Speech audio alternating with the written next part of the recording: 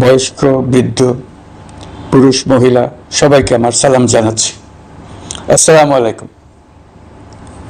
বক্তব্যের শুরুতে আমি গভীর শ্রদ্ধা জানাচ্ছি জুলাই আগস্ট মাসে ফেসিবাদের বিরুদ্ধে ছাত্র শ্রমিক জনতার অভ্যুত্থানে নিহত সকল শহীদের প্রতি। আমি আরও স্মরণ করছি তাদের যারা ফেসিবাদী শক্তির প্রাণঘাতী অস্ত্রের সামনে হিমালয়ের মতো দাঁড়িয়ে অন্যায়ের প্রতিবাদ করে মৃত্যুকে আলিঙ্গন করেছে, আহত হয়েছে, পঙ্গুত্ব বরণ করেছে, হারিয়েছে তাদের চোখের দৃষ্টি। সেই সব বীরদের স্মরণ করছি যারা মিথ্যাচার, লুটপাট, স্বৈরতন্ত্রের বিরুদ্ধে এক দফা দাবি নিয়ে দাঁড়িয়েছিল। কৃতজ্ঞতা চিত্তে স্মরণ করছি আপনাদের ভাই বোনদের, আপনাদের সন্তানদের যারা এই বিপ্লবে অংশগ্রহণ করেছিল। প্রিয় দেশবাসী,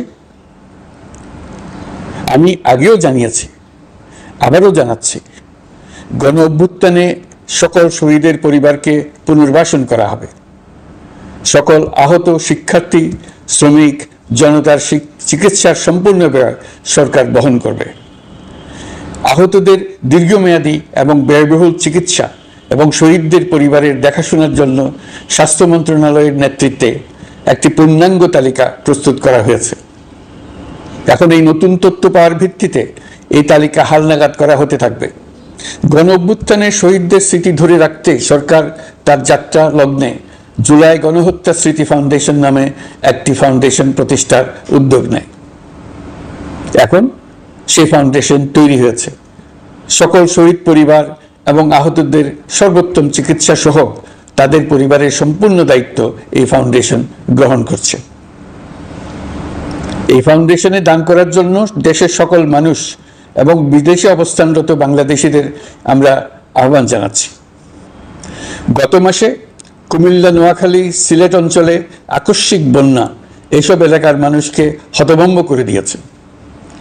এখানে বেশিরভাগ এলাকায় কোনোদিন বন্যা হয়নি। তারা বন্যা মোকাবেলা করে অভ্যস্ত নন। দেশপ্রেমিক সশস্ত্র বাহিনী তাৎক্ষণিকভাবে বন্যা আক্রান্ত সবাইকে রক্ষার জন্য এগিয়ে আসে।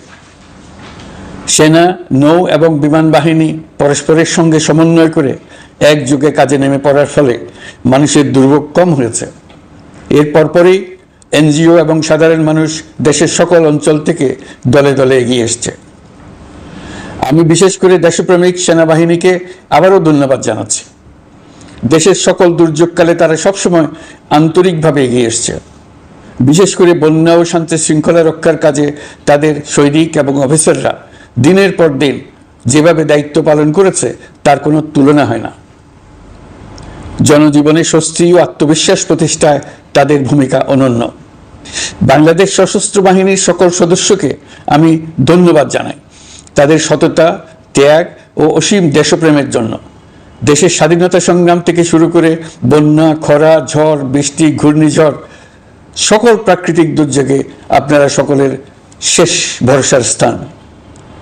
দেশের প্রতিটি ক্রান্তি লগ্নে আপনারা দেশের মানুষের পাশে থেকেছেন। দেশের স্বাধীনতার পক্ষে, সার্বভৌমত্বের পক্ষে অবস্থান নিয়েছেন। দেশ গঠনে আপনারা সবার আগে এগিয়ে এসছেন। বিগত জুলাই হতে শুরু হওয়া গণ অভ্যুত্থান, বন্যা নিরাপত্তা প্রদান, অস্ত্র উদ্ধার সহ সকল কার্যক্রমে আপনারা সফলভাবে দিনরাত কাজ করে যাচ্ছেন। সরকার ও জনগণের পক্ষ থেকে আমি আপনাদের প্রতি কৃতজ্ঞতা জানাচ্ছি। বন্যা আমাদের জনজীবনে আরেকটি দিক উন্মোচন করল। দেশের সকল জায়গায় মানুষের সক্রিয় সহানুভূতির জোয়ার উঠেছিল অবিশ্বাস্য মাত্রায়। ব্যবসায়ী, অর্থবান ব্যক্তিরা যেমন তাদের অর্থ নিয়ে স্বতঃস্ফূর্তভাবে এগিয়ে এসেছিল, তেমনি দেশের বিভিন্ন প্রান্তের সাধারণ মানুষ, স্কুল, কলেজ, বিশ্ববিদ্যালয়ের ছেলেমেয়েরা জোয়ারের ঢলের মতো যার যার সামর্থ্য নিয়ে এগিয়ে এসছে। অনেকেই ছুটে গেছে বন্যার্তদের সহযোগিতা করার জন্য।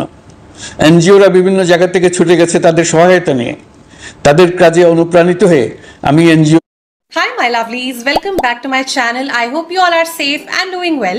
आज के वीडियो में मैं आपके साथ शेयर करने वाली हूँ top 5 perfumes under 500. This video is not sponsored and I'm going to share with you all some really good budget friendly classy fragrances. I think सिर्फ एक ही इस वीडियो में EDT है, rest all are EDPs, actual নেতাদের সঙ্গে বৈঠক করেছি কিভাবে সরকার তাদের কাজের সঙ্গে সরকারের উদ্যোগকে সমন্বিত করতে পারে। সেটার কাঠামো তৈরি করে দেওয়ার জন্য। বন্যা এখন চলে গেছে, কিন্তু পুনর্বাসনের কঠিন কাজ আমাদের সামনে রয়ে গেছে। সকলের সহযোগিতায় আমরা পুনর্বাসনের কাজটি সফলভাবে সমাধান করতে চাই। আইন শৃঙ্খলা পরিস্থিতির উন্নতির জন্য আমরা দিনরাত পরিশ্রম করে যাচ্ছি।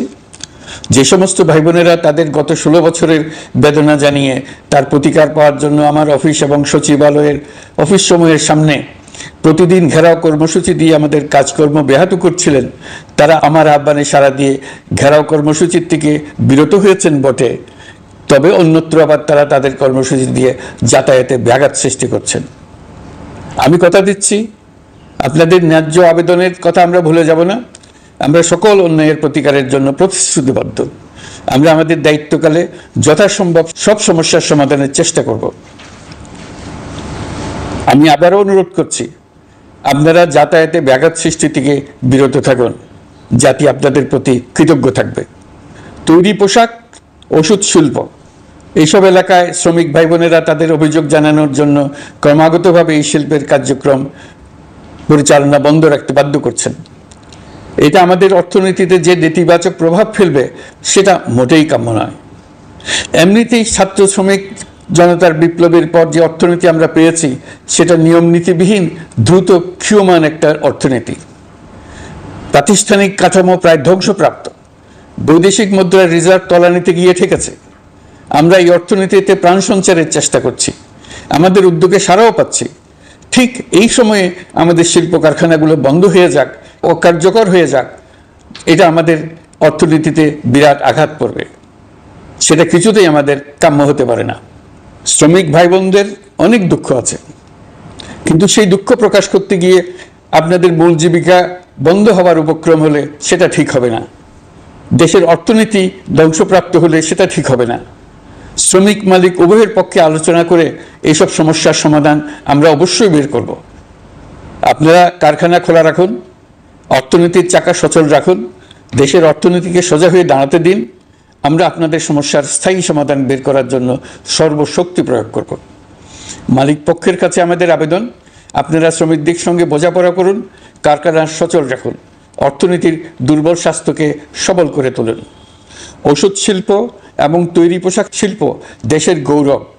এর মাধ্যমে আমাদের শ্রমিক ভাই বোনেরা তাদের কর্মকুশলতা বিশ্বকে মুগ্ধ করেছে। এর সাফল্য এখন থমকে আছে। আমরা এই দুই শিল্পকে তাদের সম্ভাব্য শীর্ষে নিয়ে যেতে চাই। দুর্বল করার তো প্রশ্নই ওঠে না। এই দুই শিল্পের কোথায় কোথায় বাধা আছে, সমস্যা আছে, সেগুলো চিহ্নিত করে তাকে বাধামুক্ত করতে চাই।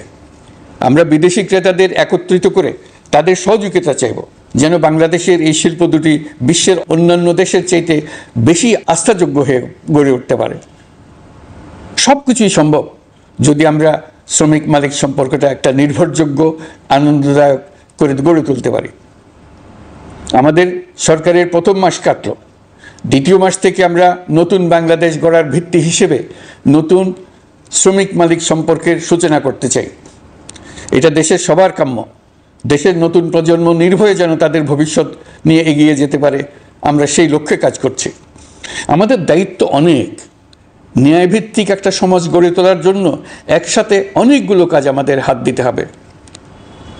1 জুলাই থেকে 5 আগস্ট পর্যন্ত ছাত্র জনতার গণ আন্দোলনকে দমন করতে যেসব ফৌজদারি মামলা দায়ের করা হয়েছিল, এর মধ্যে হত্যা মামলা ছাড়া বাকি প্রায় সকল মামলা প্রত্যাহার করা হয়েছে।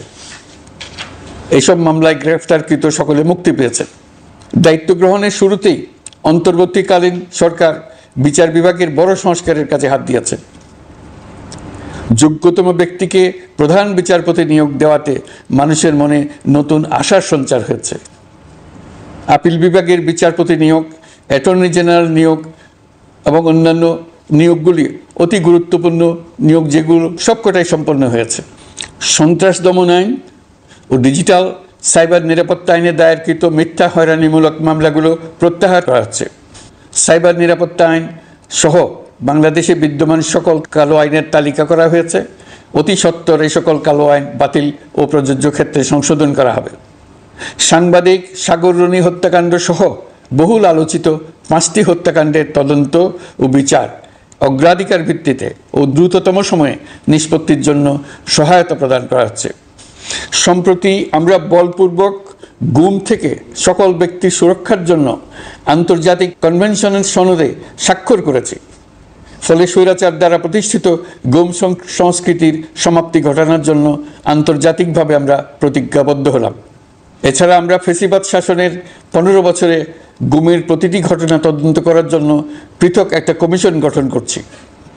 যেসব পরিবার তাদের নিখোঁজ পিতা, স্বামী, পুত্র এবং ভাইদের পাওয়ার জন্য বছরের পর বছর যন্ত্রণার সাথে অপেক্ষা করছেন, আমরা আপনাদের বেদনায় সমবেথী।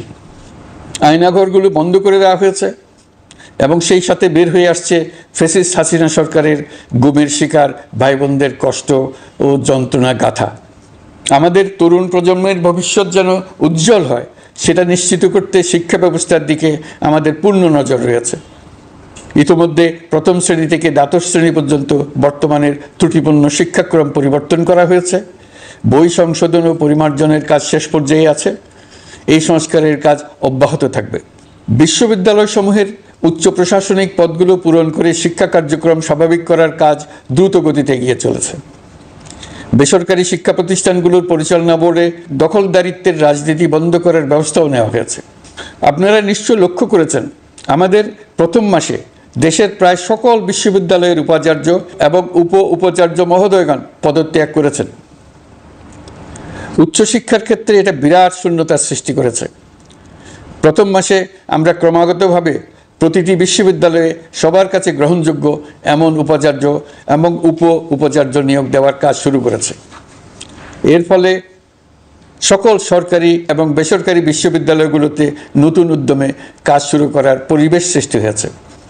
সংবাদ মাধ্যম ও মত প্রকাশের পূর্ণ স্বাধীনতা ইতিমধ্যে নিশ্চিত করা হয়েছে। আমরা সবাইকে বলে দিয়েছি, আপনারা মন খুলে আমাদের সমালোচনা করুন, আমরা সবার মতামতের প্রতি শ্রদ্ধাশীল। মিডিয়া যাতে কোনো রকম বাধা বিপত্তি ছাড়া নির্বিঘ্নে তাদের কাজ করতে পারে, সেজন্য একটা মিডিয়া কমিশন গঠন করা সরকারের সক্রিয় বিবেচনাধীন। আরও যেসব কমিশন সরকার সহ অন্য সবাইকে জবাবদিহিতার আওতায় আনতে পারে, আমরা তাদের পুনর্গঠন ও সংস্কারের উদ্যোগ নিয়েছি, যাতে তারা আরও শক্তিশালী হয়, জনকল্যাণে কাজ করে। দায়িত্ব গ্রহণের পর বিভিন্ন দেশের সরকার প্রধান টেলিফোনে এবং শুভেচ্ছা বার্তা পাঠিয়ে আমাকে অভিনন্দন জানিয়েছেন। বিভিন্ন দেশের রাষ্ট্রদূত এবং হাই কমিশনার বৃন্দ আমার সাথে সাক্ষাৎ করে দ্বিপাক্ষিক সহযোগিতা বৃদ্ধির আশ্বাস দিয়েছেন। আমার অনুরোধে সংযুক্ত আরব আমিরাতের 57 জন বাংলাদেশি যারা ফেসিবাদ বিরোধী বিক্ষোভে অংশগ্রহণ করা বিভিন্ন মেয়াদে কারাদণ্ডে দণ্ডিত হয়েছিলেন, তাদের সাধারণ ক্ষমা ঘোষণা করেছেন সে দেশের সরকার। ইতিমধ্যে তাদের কয়েকজন দেশে ফিরে এসেছেন। এই ক্ষমা প্রদর্শন ছিল অতি বিরল একটি ঘটনা। এই জন্য আমি সংযুক্ত আরব আমিরাতের রাষ্ট্রপতি শেখ মোহাম্মদ বিন জায়েদ আল নাহিয়ানকে ধন্যবাদ ও কৃতজ্ঞতা জানিয়েছি আপনাদের সবার পক্ষ থেকে। যে সমস্ত সরকার প্রধানের সঙ্গে আমার টেলিফোনে যোগাযোগ হয়েছে, তাদের মধ্যে রয়েছেন ভারতের প্রধানমন্ত্রী নরেন্দ্র মোদী, পাকিস্তানের প্রধানমন্ত্রী শাহবাজ শরীফ। আমরা ভারত এবং অন্যান্য প্রতিবেশী রাষ্ট্রসমূহের সঙ্গে সুসম্পর্ক চাই, তবে সেই সম্পর্ক হতে হবে ন্যায্যতা এবং সমতার ভিত্তিতে। ভারতের সাথে আমরা ইতিমধ্যে বন্যা মোকাবেলায় উচ্চ পর্যায়ে দ্বিপাক্ষিক সহযোগিতার আলোচনা শুরু করেছি। দক্ষিণ এশিয়ায় আঞ্চলিক সহযোগিতা বৃদ্ধির লক্ষ্যে আমি সার্ক রাষ্ট্রগোষ্ঠী পুনর্জীবিত করার উদ্যোগ নিয়েছি। আমরা চাই আমাদের দেশ যেন একটি গণতান্ত্রিক দেশ হিসেবে বিশ্বের কাছে সম্মানের সাথে পরিচিত হয়। দেশের পরিকল্পনা যেন দেশের মানুষ কেন্দ্রিক হয়, কোনো নেতা বা দল কেন্দ্রিক না হয়। আমরা স্বৈরাচারী হাসিনা সরকারের অহেতুক কোটি কোটি টাকা ব্যয়ের প্রকল্প বাস্তবায়িত হতে দেখেছি, যেগুলো কখনোই দেশের মানুষের জন্য ছিল না, বরং এর সাথে জড়িত ছিল কুৎসিত আমিত্ব এবং বিশাল আকারের চুরি। চলমান এবং প্রস্তাবিত সকল উন্নয়ন প্রকল্পগুলোর যাচাই বাছাই করার কাজ ইতিমধ্যে আমরা শুরু করেছি। প্রকল্প বাস্তবায়নের পর্যায় বিবেচনা করে বাকি কাজে ব্যয়ের সাশ্রয় এমনকি প্রয়োজন মতে তা বাতিল করার কথা বিবেচনা করা হবে। দেশের মানুষকে আর ফাঁকি দেওয়া চলবে না। কর্মসংস্থান তৈরি করবে এমন প্রকল্পগুলোকে আমরা অগ্রাধিকার দেব। লুটপাট ও পাচার হয়ে যাওয়া অর্থ ফিরিয়ে আনার উদ্যোগ আমরা নিয়েছি। আর্থিক খাতে শৃঙ্খলা ফিরিয়ে আনতে একটা ব্যাংকিং কমিশনও গঠন করার উদ্যোগ নেওয়া হয়েছে। বিভিন্ন ব্যাংকের পরিচালনা পরিষদ পুনর্গঠন করা হয়েছে। ব্যাংকিং খাতে এই 1 মাসে বিরাট পরিবর্তন এসেছে, আপনারা নিশ্চয়ই সেটা লক্ষ্য করেছেন। আমরা এই খাতে নিয়ম নীতি প্রতিষ্ঠা করতে পেরেছি। আরও অনেক কাজ বাকি রয়ে গেছে। প্রথম মাসের কাজ হিসেবে শুধু প্রধান কাজগুলো করেছে, তার সঙ্গে রয়েছে আরও অনেক পরবর্তী কাজ। ফেসিবাদী সরকার লুটপাট করার জন্য নতুন করে 60,000 কোটি টাকা ছাপিয়ে বাজারে ছাড়ার কারণে মুদ্রাস্ফীতির শিকার হয়েছে দেশের মানুষ। এই অতুলনীয় মুদ্রাস্ফীতি নিয়ন্ত্রণ অন্তর্বর্তী সরকারের অন্যতম প্রধান লক্ষ্য। মুদ্রাস্ফীতি নিয়ন্ত্রণের লক্ষ্যে পলিসি সুদের হার বৃদ্ধি করে 9% উন্নীত করা হয়েছে। মূল্যস্ফীতি থেকে সাধারণ মানুষকে সুরক্ষা দেওয়ার উদ্দেশ্যে ওএমএস, খাদ্যবান্ধব কর্মসূচি সহ সুলভ মূল্যে প্রান্তিক মানুষের কাছে নিত্য প্রয়োজনীয় দ্রব্য সরবরাহ চলমান রাখা হয়েছে। মূল্যস্ফীতি মোকাবেলায় চলতি অর্থ বছরে চাল ও গম আমদানির জন্য 5,800 কোটি টাকা, আভ্যন্তরীণ সংগ্রহের জন্য 8,900 কোটি টাকা এবং খাদ্য ভর্তুকির 3টি প্রোগ্রামের জন্য 7,360 কোটি টাকা বরাদ্দ রাখা হয়েছে। বিভিন্ন স্টেক হোল্ডারের সাথে সভা করে মূল্যস্ফীতি নিয়ন্ত্রণের করণীয়সমূহ চিহ্নিত করা হয়েছে। পরিচালন ও উন্নয়ন ব্যয় যৌক্তিক পরিমাণে হ্রাস করার জন্য কার্যক্রম গ্রহণ করা হয়েছে। কৃষিপণ্য উৎপাদনের জন্য সার আমদানির ক্ষেত্রে প্রয়োজনীয় বৈদেশিক মুদ্রার সরবরাহ নিশ্চিত করার পদক্ষেপ নেওয়া হয়েছে। প্রকৃত চাষিগণ যাতে কৃষি ঋণ পেয়ে থাকেন তা নিশ্চিত করার উদ্যোগ নেওয়ার পাশাপাশি কৃষি ঋণের পরিমাণ বৃদ্ধি করা হয়েছে। মার্কিন ডলারের বিপরীতে টাকার বিনিময় হার স্থিতিশীল রাখার লক্ষ্যে বৈদেশিক মুদ্রার বিনিময় হারকে বাজার ভিত্তিক করা হয়েছে। কালো টাকা সাদা করার অনৈতিক অনুমতি বাতিল করা হয়েছে। বৈদেশিক মুদ্রার রিজার্ভ বৃদ্ধি করতে বিভিন্ন উন্নয়ন সহযোগীদের কাছ থেকে বাজেট সাপোর্ট চাওয়া হয়েছে। আন্তর্জাতিক মুদ্রা তহবিল থেকে অতিরিক্ত 3 বিলিয়ন মার্কিন ডলার, বিশ্বব্যাংক থেকে অতিরিক্ত 1 বিলিয়ন ডলার, জাইকা থেকে অতিরিক্ত 1 বিলিয়ন মার্কিন ডলার প্রদানের অনুরোধ করা হয়েছে। রূপপুর পারমাণবিক বিদ্যুৎ কেন্দ্র নির্মাণ প্রকল্পের অগ্রিম অর্থ পরিশোধ এবং বকেয়া পাওনা নিয়ে রাশিয়ান ফেডারেশনের সাথে অর্থ মন্ত্রণালয়ের আলোচনা চলছে। পাইপলাইনে থাকা 48 বিলিয়ন মার্কিন ডলার বৈদেশিক সহায়তা ব্যবহারের উদ্যোগ নেওয়া হয়েছে। মেগা প্রকল্পের নামে লুটপাট বন্ধের পাশাপাশি স্বাস্থ্য ও শিক্ষা খাতে বরাদ্দ বৃদ্ধির পরিকল্পনা গ্রহণ করা হয়েছে। বৈদেশিক মুদ্রার রিজার্ভের উপর চাপ কমানোর লক্ষ্যে রাশিয়া এবং চীন থেকে প্রাপ্ত ঋণের সুদের হার কমানো এবং ঋণের মেয়াদ বৃদ্ধির জন্য অনুরোধ জানানো হয়েছে। সকল উন্নয়ন সহযোগীদের সাথে সম্পর্ক আরও নিবিড় করার উদ্যোগ নেওয়া হয়েছে। সকল অর্থনৈতিক সূচক এবং পরিসংখ্যানের প্রকৃত মান বা সংখ্যা প্রকাশের জন্য নির্দেশনা প্রদান করা হয়েছে। জিডিপি, মূল্যস্ফীতি ইত্যাদি সঠিক উপাত্ত সংগ্রহ, প্রাক্কলন ও প্রকাশের জন্য নির্দেশনা দেওয়া হয়েছে। জাতীয় রাজস্ব বোর্ড এবং অর্থ বিভাগের রাজস্ব আয় সম্পর্কিত উপাত্তের মধ্যে পার্থক্য নিরসনে উদ্যোগ নেওয়া হয়েছে। প্রকৃত রপ্তানি আয় নিরূপণ এবং প্রকাশের নির্দেশনা দেওয়া হয়েছে। জাতীয় রাজস্ব বোর্ডের অটোমাইজেশনের লক্ষ্যে পরিকল্পনা গ্রহণ করা হয়েছে। পুঁজিবাজারকে স্বাভাবিক ধারায় ফিরিয়ে আনতে সিকিউরিটি এক্সচেঞ্জ কমিশন পুনর্গঠন করা হয়েছে। নিত্য প্রয়োজনীয় পণ্য সামগ্রীর সরবরাহ স্বাভাবিক রাখার নিমিত্তে ব্যবসায়ী, শিল্প মালিক ও ব্যবসায়ী সংগঠনের সাথে সভা করা হচ্ছে এবং তাদের মতামতের ভিত্তিতে বিভিন্ন ব্যবস্থা গ্রহণ করা হচ্ছে। বিদ্যমান মজুদ ও ঘাটতি মূল্যায়ন করে ভবিষ্যৎ চাহিদা পর্যালোচনা করে স্থানীয় উৎপাদন বৃদ্ধির পাশাপাশি আমদানি পর্যায়ে বিভিন্ন জটিলতা দূরীকরণ, বন্দর ও বড় মোকাম সহ পরিবহন ব্যবস্থার বিভিন্ন সমস্যা সমাধানে সংশ্লিষ্ট সকল মন্ত্রণালয়, দপ্তর, বিভাগকে প্রয়োজনীয় নির্দেশ দেওয়া হয়েছে। এই জন্য তেল, চিনি, ডিম ও মাংস উৎপাদনকারী বৃহৎ প্রতিষ্ঠানসমূহের সাথে সভা ও মত বিনিময় করা হচ্ছে। নিত্য প্রয়োজনীয় কিছু দ্রব্যাদি যেমন পেঁয়াজ, আলু এসবের দাম আরও কমানোর জন্য বিদ্যমান শুল্ক হার হ্রাসের বিষয়ে এনবিআরকে প্রয়োজনীয় নির্দেশনা দেওয়া হয়েছে। ইতোমধ্যে এনবিআর পেঁয়াজ, আলু ও কতিপয় কীটনাশকের ক্ষেত্রে আমদানি শুল্ক হ্রাস এবং ক্ষেত্র বিশেষে রেগুলেটরি শুল্ক প্রত্যাহার করে এসআরও জারি করেছে। নিম্ন আয়ের 1 কোটি পরিবারকে টিসিবির মাধ্যমে হ্রাসকৃত মূল্যে কিছু পণ্য যেমন পরিবার প্রতি চাল মাসে 5 কেজি, সয়াবিন তেল মাসে 2 কেজি, মসুর ডাল মাসে 2 কেজি দেওয়া হচ্ছে। এটি সামনের দিনগুলোতে অব্যাহত রাখা হবে। সরকার দায়িত্ব গ্রহণের পর জনপ্রত্যাশা অনুযায়ী বিদ্যুৎ, জ্বালানি ও খনিজ সম্পদ মন্ত্রণালয় হতে বিদ্যুৎ ও জ্বালানির দ্রুত সরবরাহ বৃদ্ধি আইনের অধীনে চলমান সকল প্রকার নেগোসিয়েশন, প্রকল্প বাছাই এবং ক্রয় প্রক্রিয়াকরণ কার্যক্রম আপাতত স্থগিত করা হয়েছে। গত 1.5 দশকে এই আইন ব্যবহার করে লক্ষ কোটি টাকা লুটপাট হয়েছে। বিদ্যুৎ, জ্বালানি ও খনিজ সম্পদ মন্ত্রণালয়ের আওতাধীন কোম্পানিসমূহে অধিকতর স্বচ্ছতা ও জবাবদিহিতা আনার লক্ষ্যে কোম্পানিসমূহের পরিচালনা পর্ষদ পুনর্গঠন করা হয়েছে। প্রকৌশল, ভূতত্ত্ব এবং খনিজ হিসাব বিষয়ে অধ্যয়ন করেছে এমন ছাত্র প্রতিনিধি অন্তর্ভুক্ত করার জন্য উদ্যোগ গ্রহণ করা হয়েছে। এই খাতে অধিকতর সক্ষমতা, গতিশীলতা এবং জবাবদিহিতা নিশ্চিত করার লক্ষ্যে বিশেষজ্ঞগণের সমন্বয়ে একটি কমিটি গঠন করা হয়েছে। জ্বালানি তেলের মূল্য জনপ্রত্যাশা অনুযায়ী সহনশীল রাখতে অকটেন ও পেট্রোলের দাম 6 টাকা, ডিজেল ও কেরোসিনের দাম 1 টাকা 25 পয়সা কমানো হয়েছে। 37 দিন বন্ধ থাকার পর গত 25 আগস্ট হতে মিরপুর 10 ও কাজীপাড়া স্টেশন ছাড়া বাকি সব স্টেশনে মেট্রো রেল পুনরায় চালু করা হয়েছে। ভুয়া মুক্তিযোদ্ধাদের চিহ্নিত করার লক্ষ্যে বিশেষ করে মুক্তিযুদ্ধের সময় যাদের বয়স 12.5 বছরের কম ছিল তাদের মুক্তিযুদ্ধ তালিকা হতে বাতিলের জন্য সুপ্রিম কোর্টে লিভ টু আপিলের পদক্ষেপ গ্রহণ করা হয়েছে। মুক্তিযোদ্ধা কল্যাণ ট্রাস্টের আওতাধীন বেদখলকৃত স্থাবর সম্পত্তি উদ্ধারে প্রয়োজনীয় ব্যবস্থা গ্রহণ করা হয়েছে। গৃহায়ন ও গণপূর্ত মন্ত্রণালয় কর্তৃক গৃহীত বরিশাল, রংপুর, ময়মনসিংহ উন্নয়ন কর্তৃপক্ষ আইন এর খসড়া তৈরির কার্যক্রম নেওয়া হয়েছে। পূর্বাচল নতুন শহর প্রকল্প, ঢাকার আশেপাশে স্যাটেলাইট সিটি নির্মাণের রোডম্যাপ চূড়ান্তকরণের উদ্যোগ নেওয়া হয়েছে। বিধি বহির্ভূত প্রদত্ত প্লট ও ফ্ল্যাটের বরাদ্দ বাতিলের উদ্যোগ নেওয়া হয়েছে। প্রিয় দেশবাসী, আপনাদের আমাদের সন্তানদের জন্য একটি গণতান্ত্রিক বাংলাদেশের রূপরেখা তৈরি করতে আমরা দৃঢ় প্রতিজ্ঞ। আর যেন আমাদের কোনো স্বৈরাচারের হাতে পড়তে না হয়।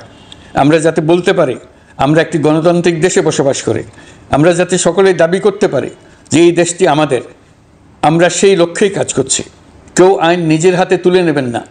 আইন নিজের হাতে তুলে নিয়ে কেউ সমাজে বিশৃঙ্খল পরিবেশ সৃষ্টি করলে আমরা তাকে অবশ্যই শাস্তির আওতায় নিয়ে আসব। আমরা একটি সাম্প্রদায়িক সম্প্রীতির দেশ। ধর্মীয় সম্প্রীতি বিনষ্ট হয় এমন কোনো কাজ কেউ কোনোভাবেই করবেন না। অতীতে শুধুমাত্র আওয়ামী মতাদর্শী না হওয়ার কারণে 28তম থেকে 42তম BCS পর্যন্ত BPSC কর্তৃক সুপারিশকৃত অনেক প্রার্থী নিয়োগ বঞ্চিত হয়েছেন। 8ই আগস্ট পরবর্তী সময়ে এর মধ্যে এদের 259 জনকে নিয়োগ দেওয়া হয়েছে।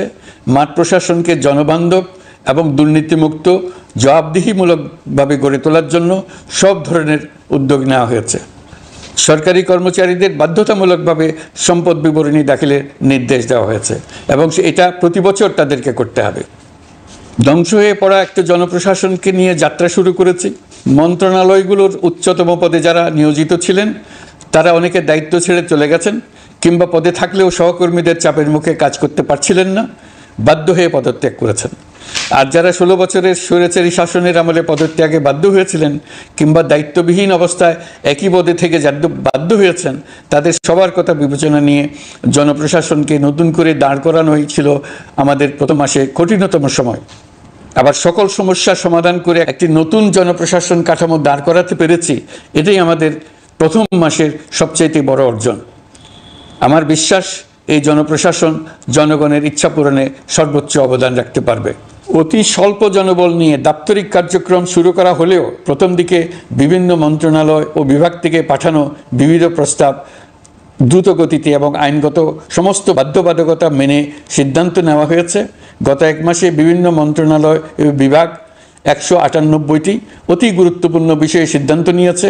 জনপ্রশাসনের 135 জন অতিরিক্ত সচিব, 227 জন যুগ্ম সচিব এবং 120 জন উপসচিবকে পদোন্নতি প্রদান করা হয়েছে।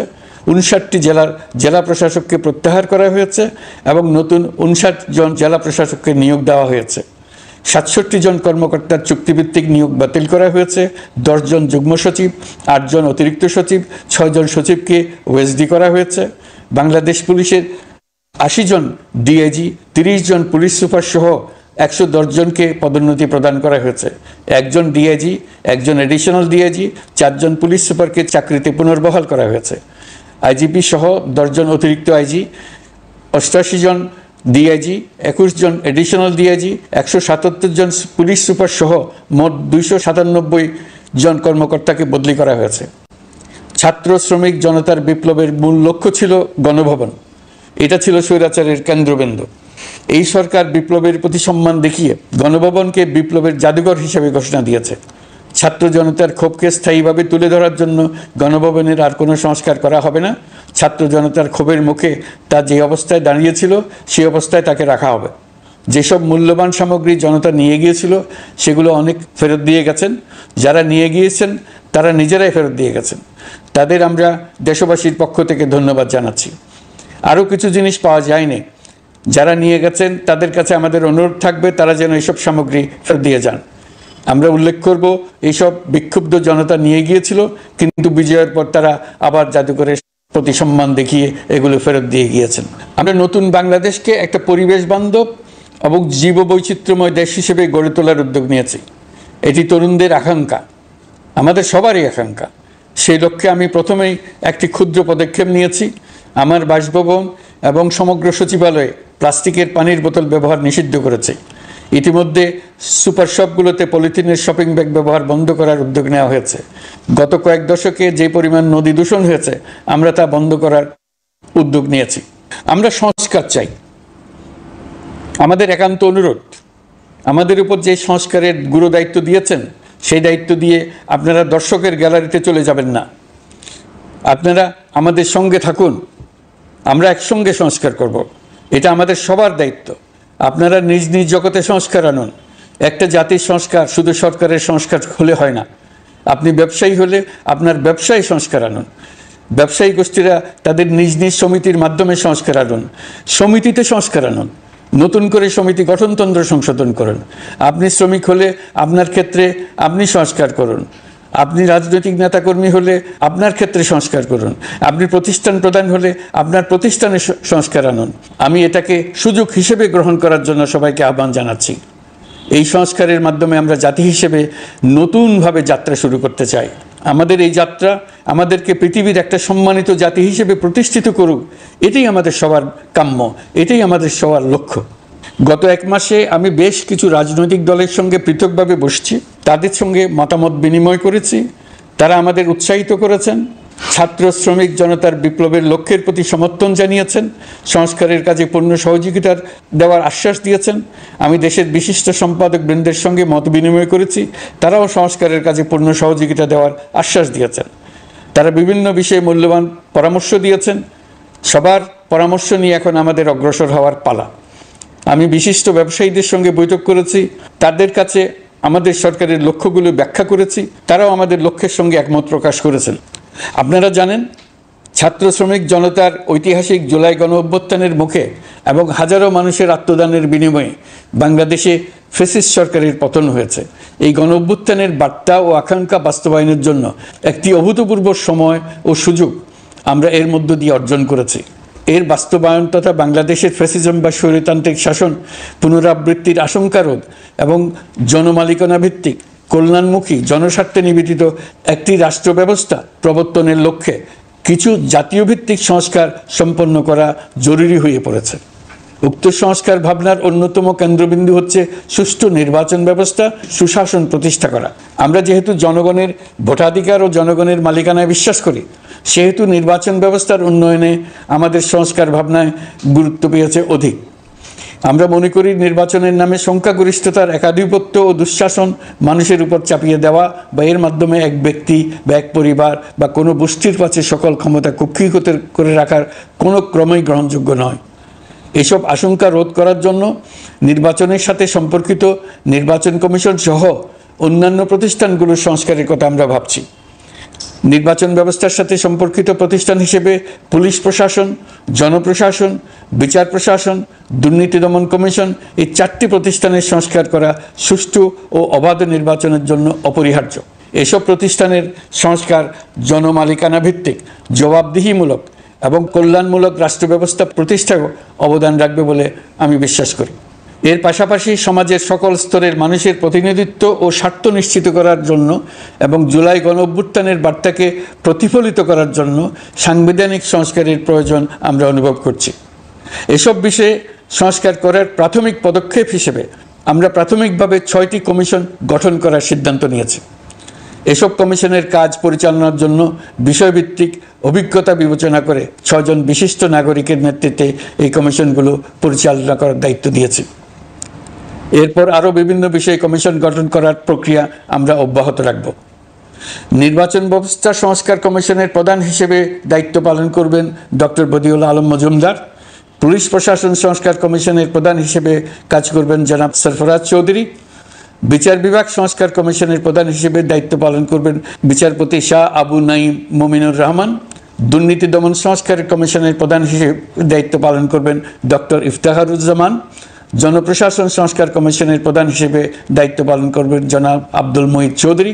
সংবিধান সংস্কার কমিশনের প্রধান হিসেবে দায়িত্ব পালন করবেন ডক্টর শাহদিন মালিক। এসব কমিশনের অন্য সদস্যদের নাম কমিশন প্রধানদের সাথে আলোচনা করে ঠিক করা হবে। কমিশনগুলোর আলোচনা ও পরামর্শ সভায় উপদেষ্টা পরিষদের সদস্য, ছাত্র, শ্রমিক জনতা আন্দোলনের প্রতিনিধি, নাগরিক সমাজ ও রাজনৈতিক দলের প্রতিনিধিরা উপস্থিত থাকবেন।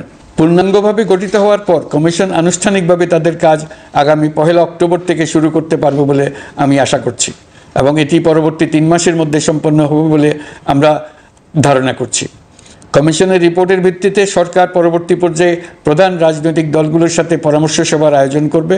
চূড়ান্ত পর্যায়ে ছাত্র সমাজ, নাগরিক সমাজ, রাজনৈতিক দলের প্রতিনিধি, সরকারের প্রতিনিধি নিয়ে ব্যাপক ভিত্তিক 3 থেকে 7 দিন ব্যাপী একটি পরামর্শ সভার ভিত্তিতে সংস্কার ভাবনার রূপরেখা চূড়ান্ত করা হবে।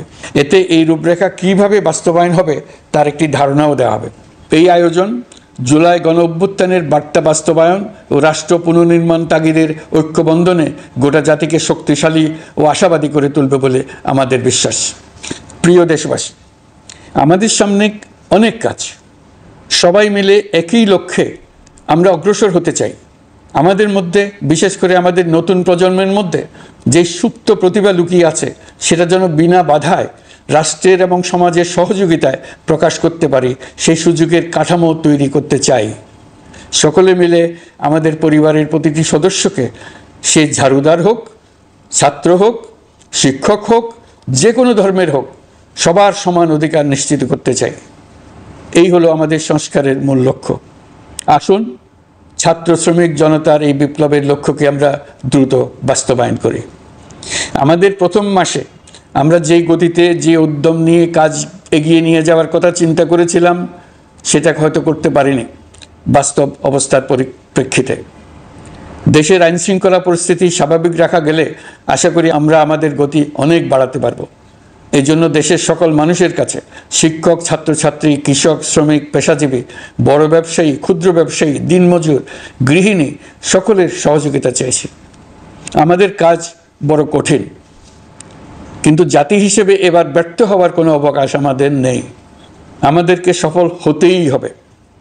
এই সাফল্য আপনাদের কারণেই আসবে, আপনার সহযোগিতার কারণেই আসবে। আমাদের কাজ হবে আপনার আমার স্বপ্নকে বাস্তবে রূপায়িত করা। এখন আমরা আমাদের 2য় মাস শুরু করছি। আমাদের 2য় মাসে যেন আপনাদের মনে দৃঢ় আস্থা সৃষ্টি করতে পারি, সেই চেষ্টা করে যাব। ধৈর্য ধরুন, এই কথাটি আমি মোটেই আপনাদের বলবো না। আমরা সবাই অধৈর্য হয়ে পড়েছি। এত সব কাজ কখন যে শেষ হবে এটা চিন্তা করে আমরা অধৈর্য হব, কেন হব না? কিন্তু সঠিকভাবে কাজ করব, কাজে কোনো অধৈর্যের চিহ্ন রাখব না। প্রিয় দেশবাসী, দেশের শিশু, কিশোর কিশোরী, তরুণ তরুণী, ছাত্রছাত্রী, বয়স্ক, বৃদ্ধ, পুরুষ, মহিলা, সবাইকে আবারও আমার সালাম জানাচ্ছি। আসসালামু আলাইকুম। আপনাদের সবাইকে ধন্যবাদ জানাচ্ছি। মহান আল্লাহ আমাদের সকলের